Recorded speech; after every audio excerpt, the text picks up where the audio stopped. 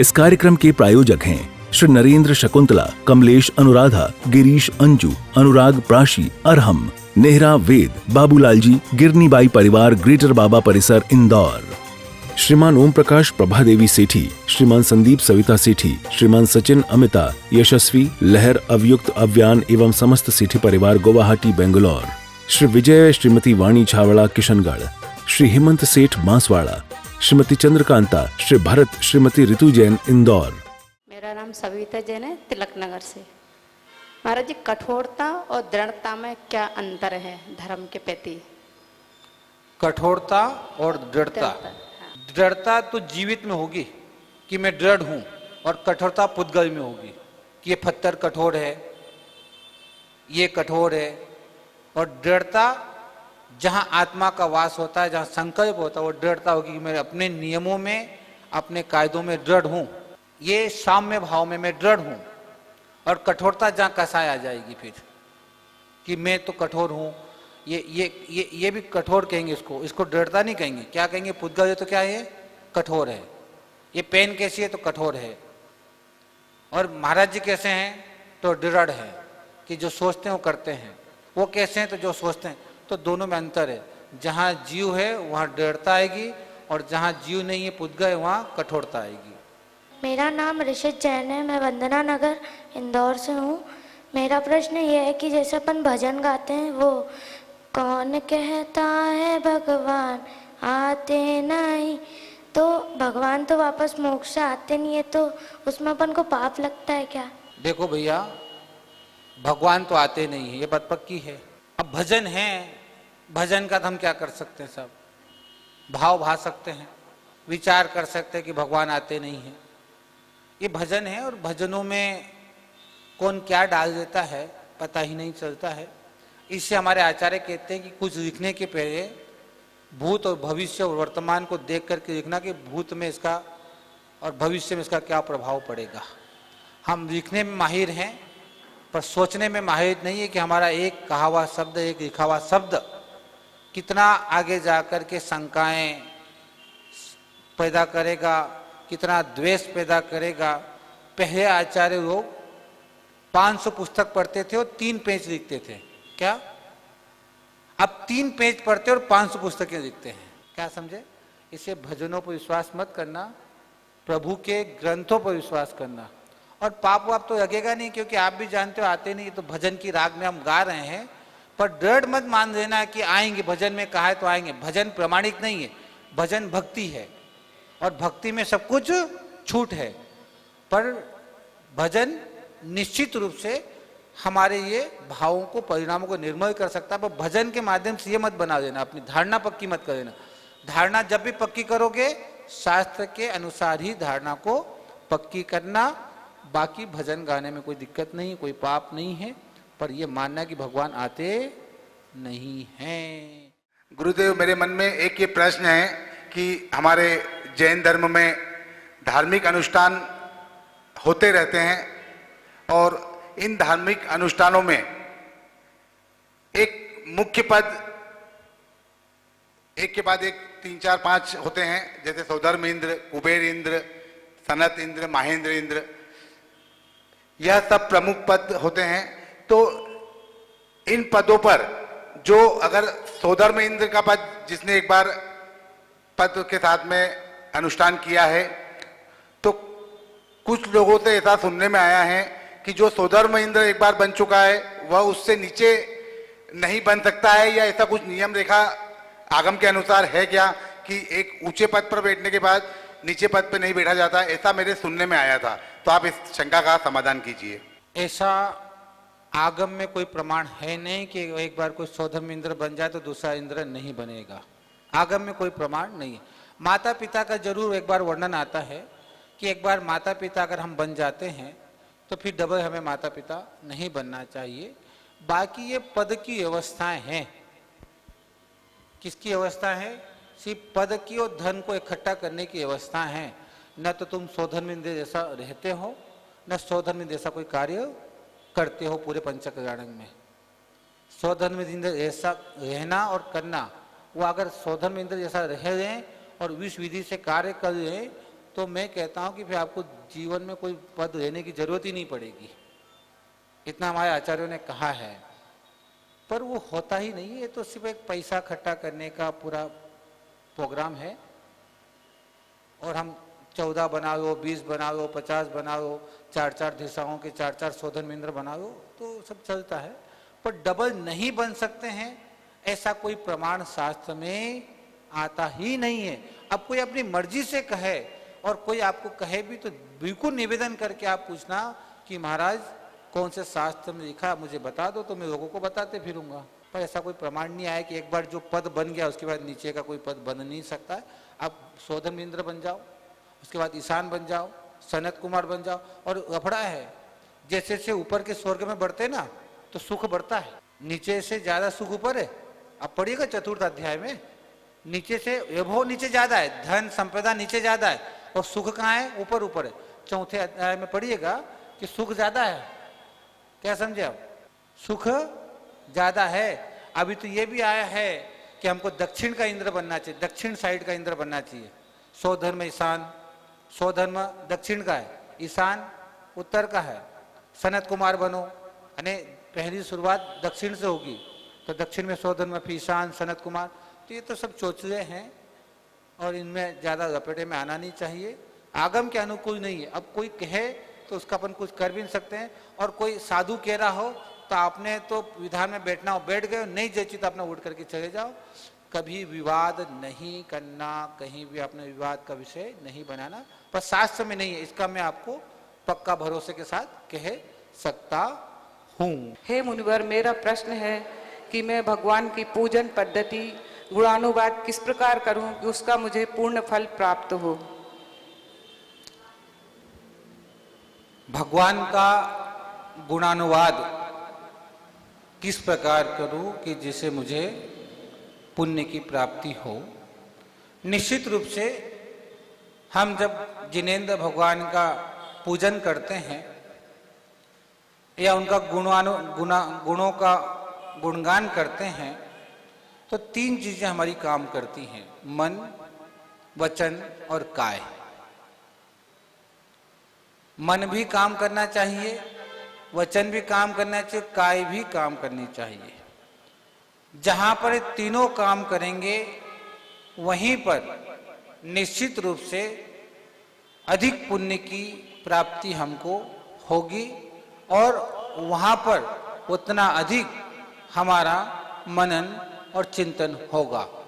क्योंकि जब हम वचनों से भगवान की भक्ति करते हैं, मन हमारा अन्य घर के कामों में, हमारे आसपास के कामों में लग जाता है, तो वचन हम मात्र मुंह से बोल रहे हैं और शरीर भी हमारा स्थिर नहीं होता है, हमारी निगाहें, हमारे हाथ पांव इधर हिलते रहते हैं। तो ऐसे समय में भक्ति हमारे ये पुण्य का कारण नहीं बनती है। उसके लिए हम बिल्कुल निर्विकल्प होकर के जब हम भगवान की पूजा करने बैठें, भगवान का गुणगान करने बैठें, तो हमें इस बात का एहसास होना चाहिए कि हम निर्विकल्प हैं। विकल्प के साथ जब भी हम पूजा करेंगे तो हमारा मन नहीं लगेगा। पूजा करने बैठ गए, वहाँ जैसी अवस्था है, जैसा है, उसमें अपने आप को समझा करके संतोष को प्राप्त करने पर ही हमें अपने जीवन में पूजन का और भगवान की भक्ति करने का फल प्राप्त होता है।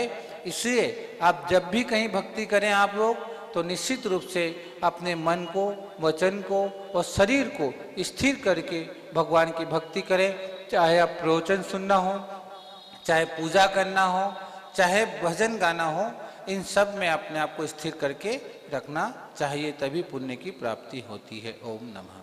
नमस्ते गुरुदेव, मेरा नाम वंदना डोसी है, मावी नगर इंदौर से। मेरा प्रश्न है, अधिकतर शास्त्रों में पढ़ने में आया है कि पार्श्वनाथ भगवान और महावीर स्वामी के ऊपर बहुत उपसर्ग आए हैं, तो वो किस काल के प्रभाव से आए? हुंडा सर्पनी काल या पंचम काल लगने वाला था उसके अनुसार हुआ? और सुपार्श्वनाथ भगवान के ऊपर भी बहुत सारे उपसर्ग आए, उसका क्या कारण रहा? ये जो दोष आए हैं, ऐसे तीर्थंकरों के हमें बताया है कि 23वें तीर्थंकर हैं और ये सब हुंडा सर्पणी काल के कारण तीर्थंकरों पर उपसर्ग आते हैं। निश्चित रूप से ऐसे हुंडा सरपणी काल के और भी कई कारण हैं। जैसे तीर्थंकरों के यहाँ लड़कियाँ पैदा नहीं होती हैं, उनके यहाँ लड़कियाँ पैदा हुई। चक्रवर्ती का चक्र रत्न कभी खाली नहीं जाता है, उसने अपने भाई पर चढ़ाया तो चक्र रत्न खाली होकर के आया। ऐसे कहीं अनेक कारण हैं जो हुंडा अवसर्पणी काल में ही होते हैं। असंख्यात अवसर्पणी और उपसर्पणी काल बीतने के बाद एक हुंडा अवसर्पणी काल आता है, और 10 कोड़ा कोड़ी सागर का अवसर्पणी काल, 10 कोड़ा कोड़ी सागर का उपसर्पणी काल, इस प्रकार से 20 कोड़ा कोड़ी का एक कल्प काल होने पर फिर हुंडा ऐसे असंख्यात अवसर्पणी उपसर्पणी बीतते हैं, तब एक हुंडा अवसर्पणी काल आता है। तो ये जो तीर्थंकरों पर उपसर्ग हैं या जो घटनाएं हुई हैं जो होनी नहीं चाहिए थी, ये सब की सब तीर्थंकरों के यानी हुंडा अवसर्पणी काल का प्रभाव है।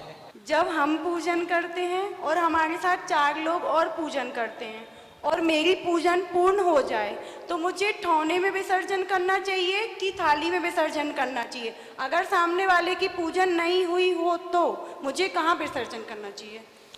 देखो, अगर सामूहिक पूजा करने बैठे हैं तो फिर समापन भी सामूहिक रूप से ही होगा, क्योंकि आप सब ने उसी ठोने पर स्थापना की है।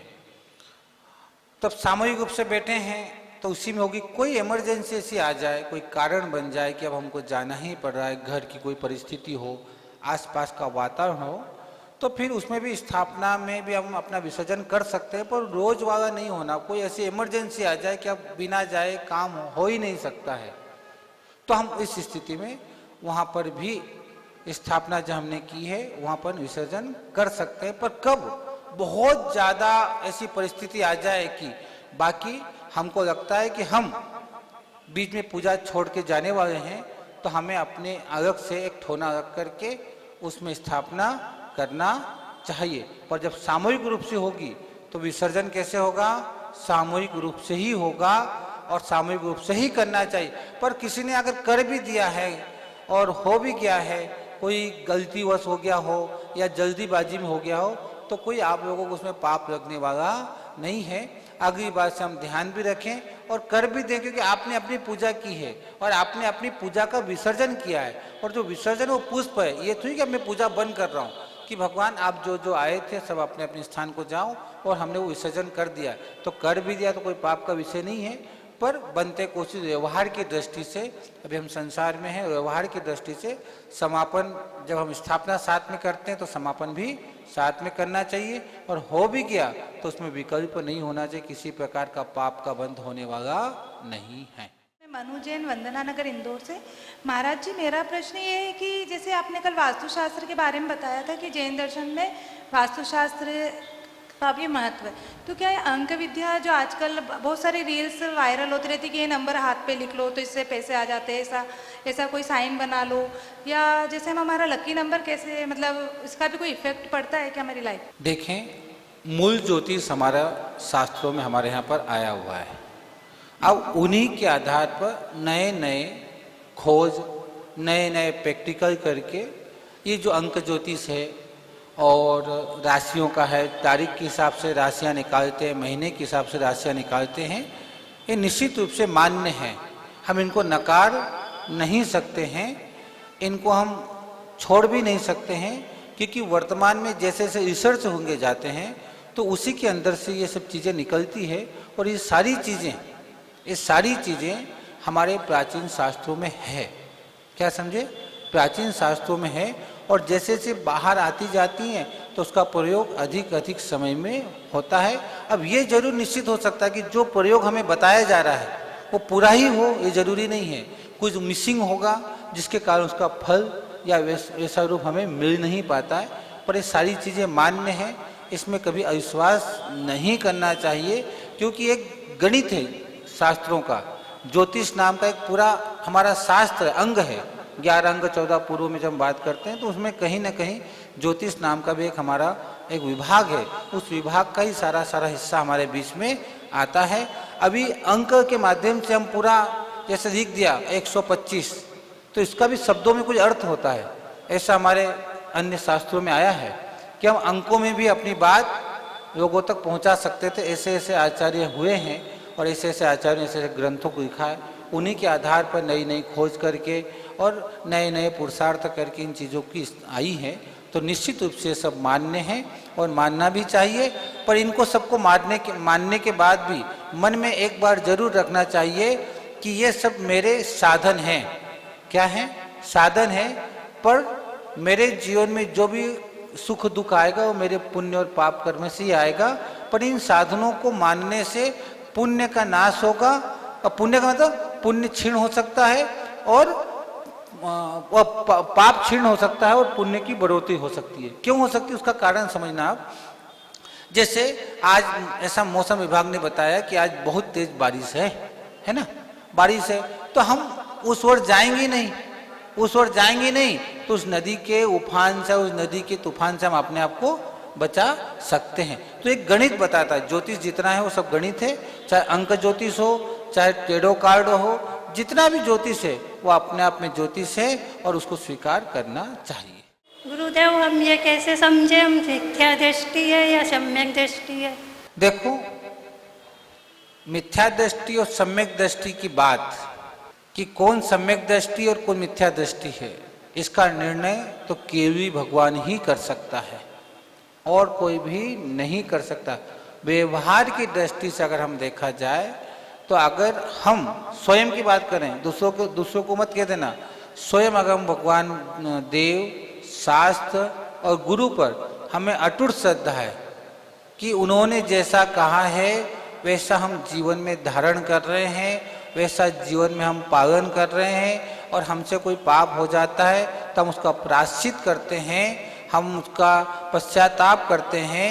ये अगर हमारे मन में आ जाता है तो आप सम्यक दृष्टि हो और देव शास्त्र गुरु की बात की अवहेलना कर रहे हैं, हम उनकी मजाक उड़ा रहे हैं, हम उसको जीवन में धारण नहीं कर रहे हैं, तो हम निश्चित रूप से मिथ्या दृष्टि हैं। और इनका सबका हम पालन करते हैं अगर, तो हम सम्यक दृष्टि हैं। इससे हम स्वयं अपने आप में तय कर सकते हैं हमारा सम्यक दर्शन है या मिथ्या दर्शन है। ये तय कोई भी संसार में नहीं कर सकता, मात्र और मात्र केवल ज्ञानी के अलावा। इस कार्यक्रम के प्रायोजक हैं श्री नरेंद्र शकुंतला, कमलेश अनुराधा, गिरीश अंजू, अनुराग प्राशी, अरहम, नेहरा वेद, बाबूलाल जी, गिरनीबाई परिवार, ग्रेटर बाबा परिसर, इंदौर। श्रीमान ओम प्रकाश प्रभादेवी सेठी, श्रीमान संदीप सविता सेठी, श्रीमान सचिन अमिता, यशस्वी, लहर, अवयुक्त, अव्यान एवं समस्त सेठी परिवार, गुवाहाटी, बेंगलोर। श्री विजय, श्रीमती वाणी छावड़ा, किशनगढ़। श्री हेमंत सेठ, बांसवाड़ा। श्रीमती चंद्रकांता, श्री भरत, श्रीमती ऋतु जैन, इंदौर।